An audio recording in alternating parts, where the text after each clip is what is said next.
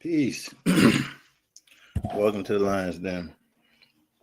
Hope everybody had a good week. And as usual, I'd like to just bring you some good news, some information to help along your walk with the Most High. And today's topic and title is called a God of Knowledge. A God of Knowledge, all right?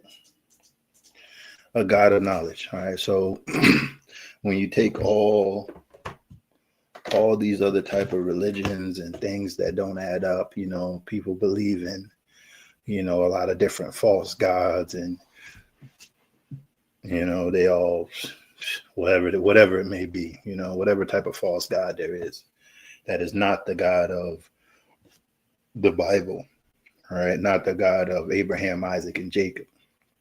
All right.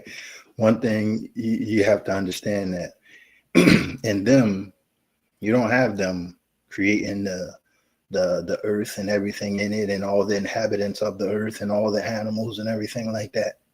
All right. But when you deal with the God of Abraham, Isaac, and Jacob, all right, a God of knowledge, all right, God of understanding that can do all these things. All right, then you're going to begin to know that there's only one true God, all right?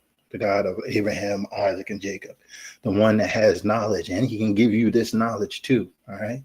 So if you're lacking understanding, just know and understand that the one who has created everything, all right, he can give you the same type of knowledge that he has, all right? So this is what we're going to be looking at today, a God of knowledge, all right? And that's simple. And we're going to be showing you and giving you some understanding, showing that how he is the God of knowledge. All right. All right. It's not a difficult lesson. All right. Nothing hard about it. All right. So we're just going to hop right off into it. And we're going to start it off in Job. All right. Let me grab the script so I can put it up for y'all. We're going to start it off in Job 28. All right. Ooh, it's hot. We're going to start it off in Job 28. Job 28, and we're going to pick it up at verse 12. My co-host couldn't be here tonight. It's all good. He ain't made it home yet, so ain't no biggie. Lord willing, we see him next week. All right, so Job 28, and we're going to pick it up at verse 12. All right. And remember, we're talking about a God of knowledge here. All right. So let's see what it says. Job 28 and verse 12 says, "But where shall wisdom be found? And where is the place of understanding?" All right. These are questions. Mm-hmm. These are good questions being asked here. Where is the place of understanding? And where shall wisdom be found? All right, let's keep reading and see if we can find out. It says, "Man knoweth not the price thereof, neither is it found in the land of the living." All right, the deaf saith, "It is not in me," and the sea saith, "It is not with me." It cannot be gotten for gold, neither shall silver be weighed for the price thereof. It cannot be valued with the gold of Ophir, with the precious onyx or sapphire. The gold and the crystal cannot equal it, and the exchange of it shall not be for jewels and jewels of fine gold. All right, so it's saying that all the money in the world, hey, it doesn't add up to this wisdom and this understanding that we're talking about right here. All right, so it doesn't matter how it's giving you all these precious stones, and it's telling you about these metals, gold and silver. Then it said the onyx stone, the sapphire, crystal. All right. It said it don't even compare, don't add up to this, right? See, a lot of people like to put their trust in their money, thinking, well, having a whole bunch of money doesn't make you smart. All right. It doesn't make you wise. A foolish person can have a whole bunch of money. But we're talking about a God of knowledge today. So let's keep reading and see what else we're going to see. It says, verse 18, "No mention shall be made of coral or of pearls, for the price of wisdom is above rubies." You see, it's above rubies and money and anything you can think of. It's above all of that. It says, the topaz of Ethiopia shall not equal it, neither shall it be valued with pure gold. Whence then cometh wisdom? And where is the place of understanding? Seeing it is hid from the eyes of all living, and kept close from the fowls of the air. Destruction and death say, we have heard the fame thereof with our ears. God understandeth the way thereof, and he knoweth the place thereof. Wait a minute. So you got somebody that knows what his wisdom and understanding is. It says, God understandeth and knoweth the way thereof, and he knoweth the place thereof. All right, let's see what else it says. It says, for he looketh to the ends of the earth, and seeth under the whole heaven, to make the weight for the winds, and he weigheth the waters by measure. All right, look what he's doing now. All right, to make the weight for the winds. Oh, so you can weigh out the winds. It says, and he weigheth the waters by measure. When he made a decree for the rain, and a way for the lightning of the thunder, then did he see it and declare it. He prepared it, yea, and searched it out. And unto man he said, behold, the fear of the Lord, that is wisdom, and to depart from evil is understanding. All right, listen. So the fear of the Lord, all right, this is this is the beginning. All right, this is even, you can read in another place, the fear of the Lord is the beginning of understanding. All right, so it's telling you here that once you begin to fear the Lord, all right, you're going to be able to get this understanding, all right, this wisdom, all right, and this knowledge, all right, that's above all other things on the planet. And it said that God knows where this thing is, all right, and you can wonder, why does he know where it is? Because we know that we're going to see and learn today that God is a God of infinite understanding, infinite knowledge. All right. Let's take a look. Let's keep moving. Let's go to Proverbs.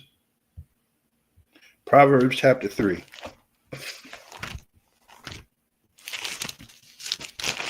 And let's see what it says here. Verses 19 and verses 20. All right. So Proverbs chapter 3. I'm going to pick it up at verse 19. It says, the Lord by wisdom have founded the earth, by understanding have established the heavens. Oh, wait a minute. So the heavens were created and the foundations of the earth. All right. Oh, it says the Lord by wisdom have founded the earth, by understanding have he established the heavens. So by wisdom and understanding have the Lord done all these things, right? All right. He made the heavens and stretched them out like a curtain. All right. Hung them within the sky. All right. Hung them there, made the earth and everything in it, the mountains, the valleys, the rivers, the seas, all these things that you see. It said it was done by wisdom. All right. By the wisdom. All right. That God knows where it is and it's with him at all times. All right. Let's see. It says verse 20, by his knowledge, the depths are broken up and the clouds drop down the dew. By his knowledge. All right, so by God's understanding, God's wisdom and God's knowledge, do you see everything that you see right now? All right, do you see everything that you see right now? All right, people like to take great credit for being able to make great buildings and great, craft and all these type of things that they make. But where do you think they get that understanding from to be able to do those things in the first place? God gives out that understanding and God gives out that knowledge. All right. But people don't like to revert back to him. I like to revert back to John T. Smith, whoever built such and such building. All right. Or whoever built this or whoever the architecture of this building and that. But you don't understand that all that understanding came from the Lord. All right. All right. Say, because when you deal with a God, you understand that by his knowledge, the depths are broken up and the clouds drop down the dew. All right, you got scientists all over trying to figure out how the rain come down. They'll tell you, well, rain comes from a nimbus cloud and dust. Yeah, how did it get up there? Where'd it come from? Huh? All right, but we see and know that God knows all these things. All right, and by him do all these things happen. All right, we're dealing with a whole God of knowledge here. All right, now let's keep going a little further. Psalms 147.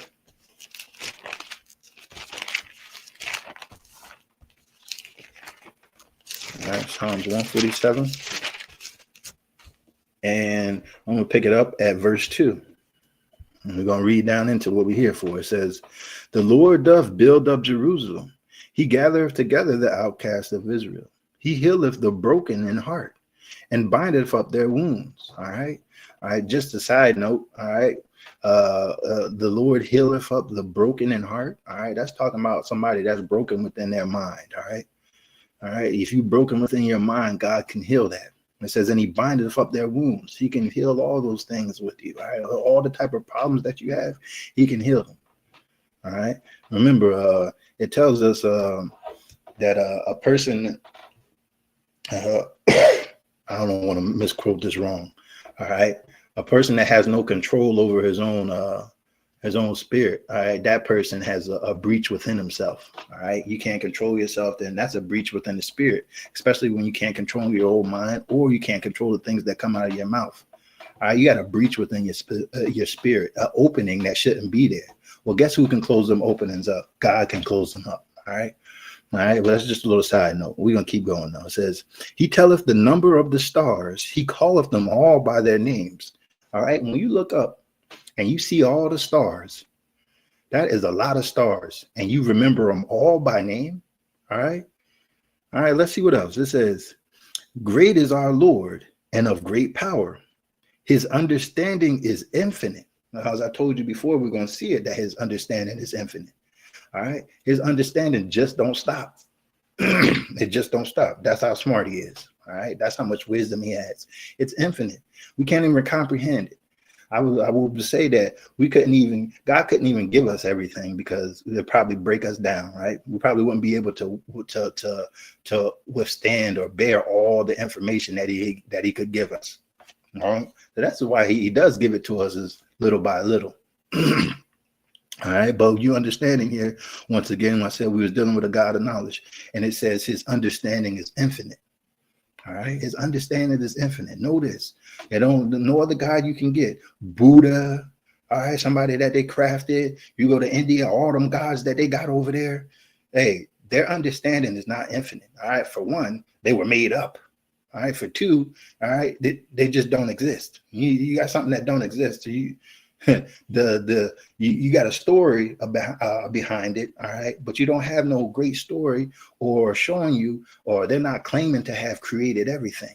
All right, created the stars, created the mountains and the seas. All right, those gods don't proclaim to have done all these things. All right, only the true and living God, the God of Abraham, Isaac, and Jacob. All right, that's the one who has infinite understanding. Right. Now understand something else. Let's go to Proverbs, back to Proverbs chapter 2, and we're going to look at verses 1 through 10. All right. Let's see what this say. Verse 13. Verse 13 and what, Dave? Let me go back and look. Maybe it's talking about what I just read.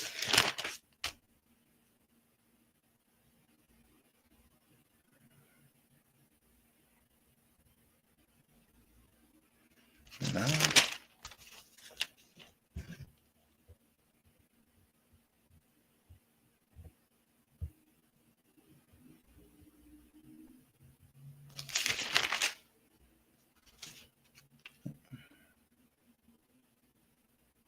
Oh yeah, Proverbs 3. That's what he's talking about. Proverbs 3 and 13. Happy is the man that findeth wisdom, and the man that getteth understanding. All right. It says you're gonna be very happy once you get understanding and wisdom. All right. Once you begin to draw close to God and God starts to open up your mind. If you're a person that's inclined to them things, you fear in God, of course, you're gonna be very happy. That's why you could be reading the Bible and you mess around and find something that you didn't read a bunch of times, but you really didn't understand it. And then the Lord opens up your understanding and you become happy and joyful. Even you want to show other people, look, look at this. And that's how it is when the Lord starts to open up your understanding. All right. So, but now we're back in Proverbs chapter 2, and we're going to pick it up at verse 1. It says, my son, If thou wilt receive my words and hide my commandments with thee, so that thou incline thine ear unto wisdom and apply thine heart to understanding. Yea, if thou criest after knowledge and liftest up thy voice for understanding, if thou seekest her as silver and searchest for her as for hid treasures. All right, it's talking about now. It's telling us to do these things. All right. We supposed to seek it out like silver. All right, seek it out and search it out for like it's gold, like it's lost treasure. This is how you should be seeking out the wisdom and the understanding of God. You're supposed to be seeking it day and night. All right. I know sometimes we get relaxed and sometimes, the things of the world, but they're all just distractions. Those are distractions. Them things stop you from getting your understanding because they take your time away from your studies and your searching out. All right. And just remember all this stuff. Hey, it is a distraction. And now I'm not saying that you can't do any of those things, but you need to prioritize. All right. You can have some of that fun, but let your true fun be within the Lord. Delight yourself in serving him. All right. He's going to open up your understanding to what you never even believed or understood. Right. So look at this. Verse 4, it says, if thou seekest her as silver and searches for her as for hid treasures, then shalt thou understand the fear of the Lord and find the knowledge of God. All right. For the Lord giveth wisdom. Out of his mouth cometh knowledge and understanding. See, out of God's mouth. This is where the wisdom and understanding comes from. This is how you become knowledgeable in his words. All right. And the things that he says. All right. You have great wisdom. All right. And knowledge. All right. Your knowledge. All right. You have great wisdom and knowledge. And all this stuff comes from the Lord. It says, he layeth up sound wisdom for the righteous. So an upright man, a man that's seeking after God and doing his commandments and doing the things that he has said for us to do. This is the upright man, a man that believes in his son that he has sent into the world, the only begotten, because some people don't believe in the son. All right, they tell you that he was just a prophet. Well, there's a reason why people don't understand, because God ain't opened your mind. And he ain't opened your mind. First, you don't believe, then you can't even put the scriptures together. All right, and it's right there within your face. You got the book in your hand, and you don't know how to decipher it. All right, for one, because you don't fear the Lord. If you don't fear the Lord, you ain't getting none of no type. It's the beginning of understanding. You have to learn to fear him truly. All right, it says, for the Lord giveth wisdom, out of his mouth cometh knowledge and understanding. He layeth up sound wisdom for the righteous. He is a buckler to them that walk uprightly. A buckler. All right. All right. A buckler, for those who don't know, it's a small shield that is attached to your arm. All right. It's a shield. All right. He's a buckler. All right. For all of them that walk uprightly. And he can block out anything that's coming to your way that's harmful, that ain't supposed to hurt you. He can do all those things. He can stop them from getting to you. But you have to walk a certain type of way. And when I say a certain type of way, you have to follow his commandments. All right. You have to learn to do them. You have to learn to put those above everything else. It says, he keepeth the paths of judgment and preserveth the way of his saints. Then shalt thou understand righteousness and judgment and equity, yea, in every good path. When wisdom entereth into thine heart, all right, when wisdom entereth into your mind, and knowledge is pleasant unto thy soul, all right. When these things are, when the wisdom enters into you, and then the knowledge is pleasant unto you, hey, these is how your understanding is going to be very great and bright. And not only that, but you're going to be a beacon of light unto other people. All right. Because now you know how to walk uprightly. All right. Now people are going to look at you and be like, well, I wonder why this person is like this, especially if you used to be a person that used to live in just nothing but sin. All right. A straight wicked man. And then you find out what you're supposed to do and you start doing it. People looking at you like, well, I remember he used to be like this, or she used to be like this. Why are you acting like this now? Why you move like this now? All right, it's because they sought out God and God started opening understanding. All right. And then once that happens, you'll know that everything else that you left out there in the world, the worldly things, it don't even compare to this. Like we read in Job, all the money in the world don't compare to the understanding and the knowledge and the wisdom of God. All right. All right, that's why I said when we read in Proverbs chapter 3 and 13, happy is the man that findeth wisdom. All right. and the man that getteth understanding. Though that is the man that's going to be real happy. All right. You thought money made you happy. Wait until you get some true understanding and see how happy you are then. All right. Hold on. Let's see what we got here.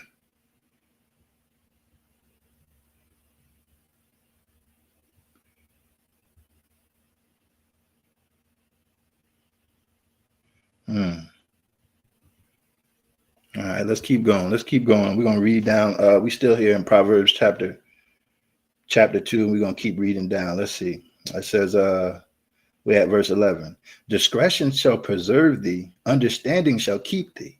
All right, good judgment. All right, this is what's going to be able to preserve your life. And understanding shall keep you to deliver thee from the way of the evil man, from the man that speaketh forward things. All right, a man that speaketh forward things, a man that is difficult to deal with in his mouth, speaking hard things. Uses a hard person to be around. Can't be around you every time you around them. They're always speaking something that's difficult or hard, or you're hard to deal with them. They're just a person. They mouth just don't know when to shut up. All right. It says to deliver thee from the evil man, from the man that speaketh forward things, who leave the paths of uprightness to walk in the ways of darkness. All right, to walk in the ways of darkness. If you don't understand what darkness is, all right, it is what Satan has power over. All right, and it's all sin and all things that offend God. Those are the powers of darkness. And this is what the world uses, all right, to draw people in, to scatter them away from God. It's darkness. It's all darkness. All right, and this is what Satan has the power over. And he wants everybody trapped inside the darkness. All right, that's why he doesn't want people to fear God. All right.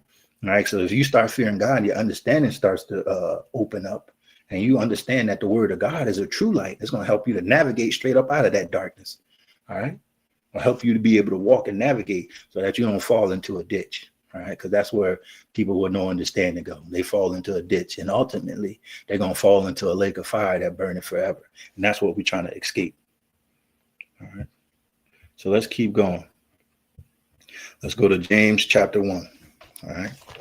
So remember, you're supposed to be seeking after this stuff like you seeking out lost treasure. Because remember, God can give you all this understanding. We're about to see this real quick. That God can give you this. All you need but do is ask him. All right. But he's going to need you to do some things on your part. There ain't no point in asking him if you ain't doing the things on your part. All right. So let's look at it. James chapter 1, verses 5 through 8. It says, if any of you lack wisdom, let him ask of God, that giveth to all men liberally, all right, freely, all right, and give it to all men freely, right, and upbraideth not, upbraideth to find fault with. Listen, he says upbraideth not. He ain't gonna find no fault with you for coming to him, asking him for wisdom or understanding. That ain't what he gonna do. All right. And it shall be given him. All right. So he ain't going to find fault with you for asking for wisdom. But you got to understand, you have to have the fear of him. All right. Because you can't just continuously live in sin. Don't never want to be cleaned up, and don't never want to, understand what you're supposed to do. And then thinking you're going to ask God for extra wisdom and extra knowledge. It ain't coming. All right. It says, but let him ask in faith, not wavering. All right, so when you ask him, you have to believe and know that he is capable of giving you this thing. It says, for he that wavereth is like a wave of the sea, driven with a wind and tossed. For let not that man think that he shall receive anything of the Lord. A double-minded man is unstable in all his ways. All right, so if your faith is lacking, all right, and trust me, it's impossible to please the Lord without faith. All right. Hebrews chapter 11, you can find that, verse 6. All right. It's impossible to please him without any faith. So if you're asking him for wisdom, all right, asking him for understanding, you have to know and understand that he's able to do it. All right. You don't have to doubt the Most High. Well, does he really know, or could he really? Does he really? Yeah, he does know. You don't no doubting within yourself. All right. That's a double-minded man, and you don't want to be that. So let's go and look at it, all right? Because he will give it to you once you ask for it. So let's go look at 1 Kings.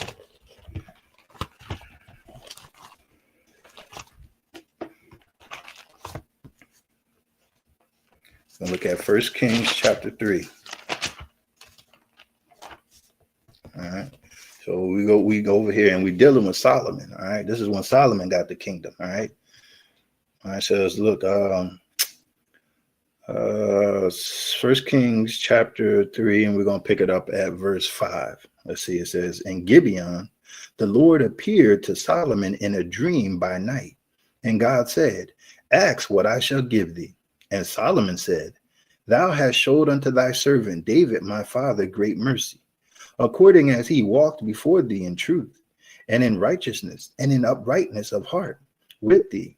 And thou hast kept for him this great kindness, that thou hast given him a son to sit on his throne, as it is this day. And now, O Lord my God, thou hast made thy servant king instead of David my father. And I am but a little child. I know not how to go out or come in. And thy servant is in the midst of thy people, which thou hast chosen, a great people that cannot be numbered nor counted for multitude. Give therefore thy servant an understanding heart. Give me an understanding heart, a mind of understanding. All right, give me an understanding heart to judge thy people, that I may discern between good and bad. For who is able to judge this thy so great a people?" All right. And verse 10, I don't got verse 10 on here, but we're just going to keep reading down. It says, "And the speech pleased the Lord that Solomon had asked this thing." All right. So he asked for understanding. All right. So that he can be able to judge and discern between good and bad. All right. And that he was able to judge God's people. All right. So see what his mind was at. His mind was on doing the right thing. All right. All right, so we see it, and it pleased God, because look, oh, you want understanding, you want knowledge, you want wisdom. This is what you want. Hey, that pleased God. It said, verse 11, "And God said unto him, Because thou hast asked this thing, and hast not asked for thyself long life, neither hast asked riches for thyself, nor hast asked the life of thine enemies, but hast asked for thyself understanding to discern judgment. Behold, I have done according to thy words. Lo, I have given thee a wise and understanding heart, so that there was none like thee before thee, neither after thee shall any arise like unto thee." All right, so understand, there's no man, well, besides Christ, all right, no man that walked the face of the earth that had understanding like this. All right, he had understanding like this. Right? And just think about it. Christ is who all we was dealing with in the Old Testament. So that's who, that's where he got the knowledge from anyway. So, but understand, there's no man that was on the earth like him. None. All right. You think about smart people like Albert Einstein and Nikola Tesla and all those people that they had great inventions, and all these things like that. But that don't even compare to Solomon's understanding and his knowledge, his wisdom. And God gave it to him, right? I could take you to a spot and might be 2 Chronicles chapter 1 and show you that he was so smart that he could make gold. He could make gold. All right. And I looked up at the process. Because I read it, and I said, is it possible to make gold? I went searching. I did some search and said, yes, it's very much possible to make gold. But they were only able to produce a little bit of it. So they say the process that they doing, hey, it's not worth it.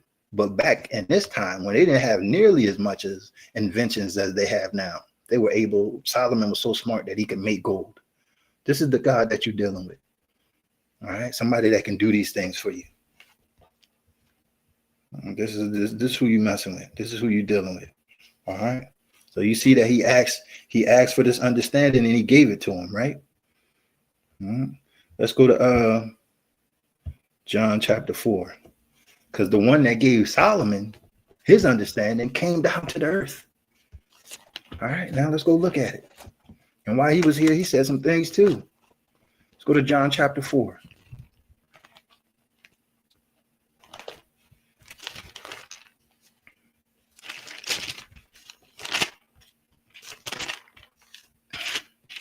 John chapter 4, and we're going to pick it up at verse 5. All right.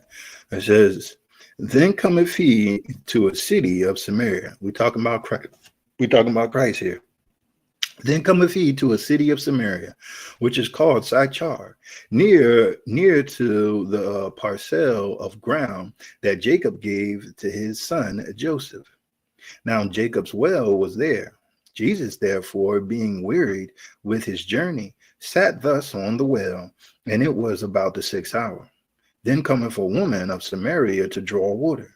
Jesus saith unto her, Give me to drink. For his disciples were gone away unto the city to buy meat. Then saith the woman of Samaria unto him, How is it that thou, being a Jew, askest drink of me, which am a woman of Samaria?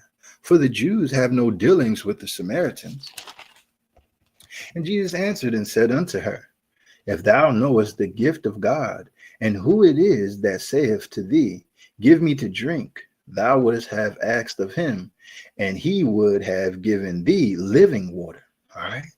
All right. And this living water is none other than his understanding, his knowledge. All right. He gonna pour it out on you. When the Lord pour out his understanding upon you, hey, you're gonna be in great position, especially if you do the things that he gives you. All right, verse 11. The woman saith unto him, Sir, thou hast nothing to draw with, and the well is deep. From whence then hast thou that living water? Art thou greater than our father Jacob, which gave us the well, and drank thereof himself, and his children, and his cattle? Jesus answered and said unto her, Whosoever drinketh of this water shall thirst again. But whosoever drinketh of the water that I shall give him shall never thirst. But the water that I shall give him shall be in him a well of water springing up into everlasting life. All right, that well of water springing up into everlasting life. Right, this is true knowledge. You're giving his knowledge and understanding. I said, look, let's see what else it says. The woman saith unto him, Sir, give me this water that I thirst not, neither come hither to draw. All right, so she's still thinking he's talking about the actual water. She don't understand that he's talking about something totally different. Jesus saith unto her, Go, call thy husband and come hither. The woman answered and said, I have no husband. Jesus said unto her, Thou hast well said, I have no husband. For thou hast had 5 husbands, and he whom thou now hast is not thy husband, and that saidst thou truly. The woman saith unto him, Sir, I perceive that thou art a prophet. Our fathers worshipped in this mountain, and ye say that in Jerusalem is the place where men ought to worship.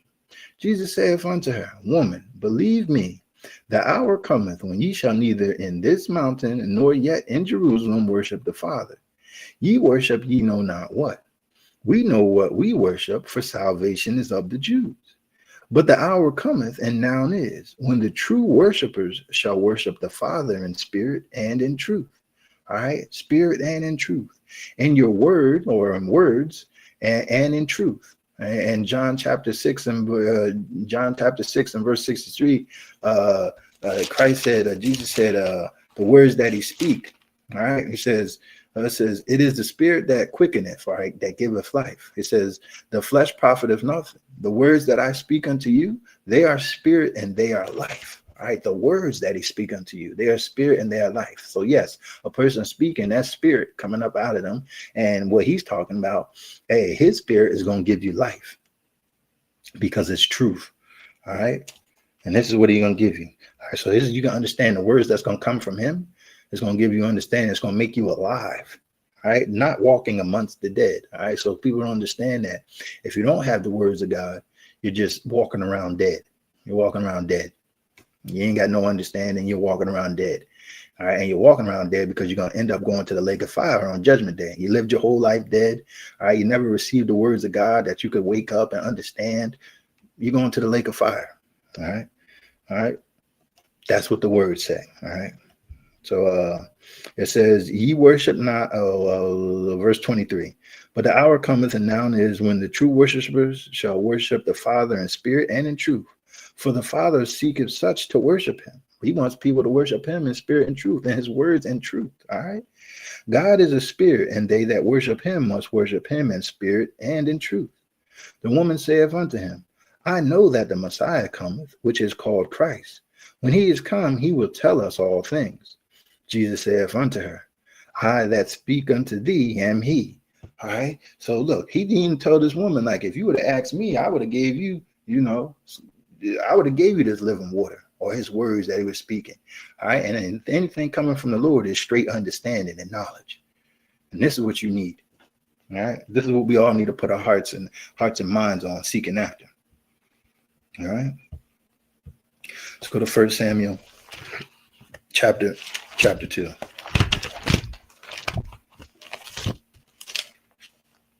First Samuel chapter 2. We're going to read these 2 verses here.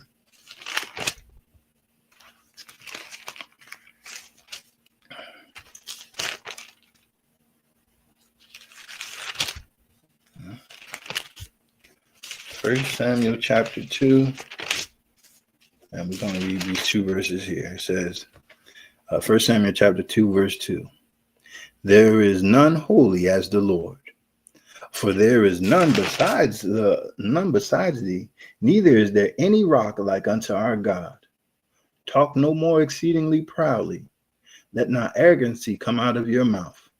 For the Lord is a God of knowledge, and by him actions are weighed. All right, so you gotta understand, God is a God of knowledge. All right, and if you don't have his understanding or his words in you, he's going to weigh out your actions, and you're going to have to give an account for everything you've done on Judgment Day. So it's better to move and have his knowledge and understanding and do those things which you hear, so that you can show the God of knowledge, all right, that you have some understanding and knowledge too, which it comes from him. All right, and this is what you need to have within yourself. And we're going to go and look at one more spot, and it's going to be it for today. All right. So this help us understand. All right. We got a God who deals in knowledge. He's a God of understanding, and he's the one that we need to seek after. All right. So that way our understanding and our knowledge can be increased. All right. He's the one that we must fear. All right. He is the one that we must fear. I did a lesson, I believe it might have been last week. I did the lesson about fearing the Lord. All right. So understanding, once you do start to fear him, all right, you can ask him. All right. Because once you start to fear God, that's when you're going to start to be getting the basic things. All right. And then from there on, it's just going to increase. All right. As long as you continue and doing what he wants, hey, it's just going to increase. All right. As long as you're obedient unto him. All right. So Isaiah chapter 55 and verse 6, it says, seek ye the Lord while he may be found. Call ye upon him while he is near. All right. That's just simple. At a time when he can be found. All right. And the time is right now. All right. He can be found right now. Because trust me, when the sky cracks open, ain't no need of trying to go and pick up a book and trying to read. Oh, I got to find out what to do. You done wasted all your time. You done wasted all your time. All right. So seek him out while he can be found. And while he can be found, and when he can be found is right now. Forget everything else. All right. If you don't have his understanding, you don't have that within your heart, within your mind, go seek it first. All right. Then worry about everything else once you got that knowledge and understanding. It says, let the wicked forsake his way, and the unrighteous man his thoughts, and let him return unto the Lord, and he will have mercy upon him. And to our God, for he will abundantly pardon. All right. Understand. Oh, well, I read this too. For my thoughts are not your thoughts, neither are your ways my ways, saith the Lord. For as the heavens are higher than the earth, so are my ways higher than your ways, and my thoughts than your thoughts. So understand, you need to be able to think like the Lord thinks. You need to be able to move like he thinks. You need to move like him. You need to be able to think and understand and have good understanding so that you can do the things that please him. All right. So when you're dealing with a God of knowledge, that's what you need to seek after. All right. The one and true God, the true God of Abraham, Isaac, and Jacob. All right. The one that's going to rule forever. All right. And once you understand that, then you're going to start seeking after the Lord. You're going to start being able to increase within your knowledge, within yourself. All right. And I pray that somebody got some edification in the name of Jesus Christ, man. And I thank y'all. I'll see y'all, Lord willing, next week, man. Have a blessed Sabbath when they come in. Peace. Peace, peace, peace. In Jesus.